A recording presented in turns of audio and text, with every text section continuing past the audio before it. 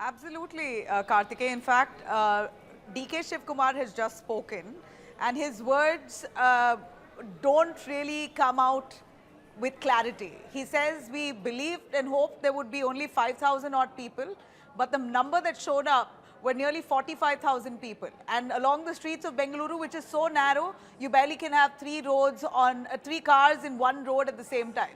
That's how narrow roads in the center of Bengaluru is. Right outside Chinnaswamy Stadium, those are just barely 4-lane roads, not big enough to actually hold 45,000 people. Where was the ambulance? Where was the police presence to manage that kind of crowd? If at all the Karnataka government decided that they wanted to felicitate the players of RCB, they should have been better prepared and planned. They should have had ambulances in place, hefty police deployment, call additional forces, looking at the kind of celebrations, the exuberance, and the crazy fanfare that RCB has, and the fact that RCB won after 18 long years. It was incumbent on the state government of Karnataka to bring in additional police forces, deploy them at adequate points across Chinnaswamy Stadium so that this stampede situation does not happen. Let me tell you, Kartikeya, matches happen on a regular basis at Chinnaswamy Stadium. There have been near stampede-like situations in the past across Chinnaswamy Stadium, which is located right in the heart of Bengaluru city. It's right in the central business district area. It's entirely packed. That entire area itself is riddled with traffic.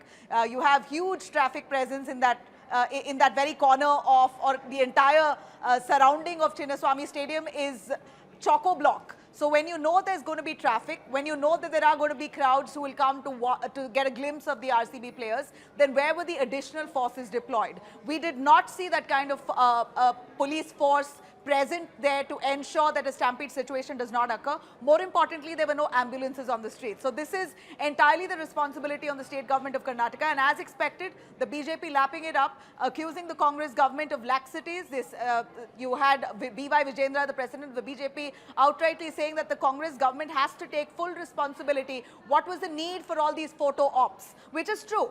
If one may ask, there should have been at least a little time taken for the situation to calm down, celebrations to subside, and then maybe a felicitation could have been organized separately. But to have done it in the heat of the moment, of course, people are excited and they're enthusiastic to catch a glimpse of the players. At the time when they're so excited, you have players now holding a parade. Remember, they actually cancelled the victory parade on the road itself for the same very reason, saying that they cannot handle the crowd. It will be overwhelming. Then what was the need for the bus itself to move all the way from Chinnaswamy Stadium to Vidhan Sauda? First they arrived at Vidhan Sauda, then they went to Chinnaswamy Stadium. Even if it was not an open top parade, people were still there present to look through the buses to catch a glimpse. So if at all the government has actually held a whole felicitation ceremony for the photo optics of it, then they should have been very well doubled up with their police forces and their protection mechanism.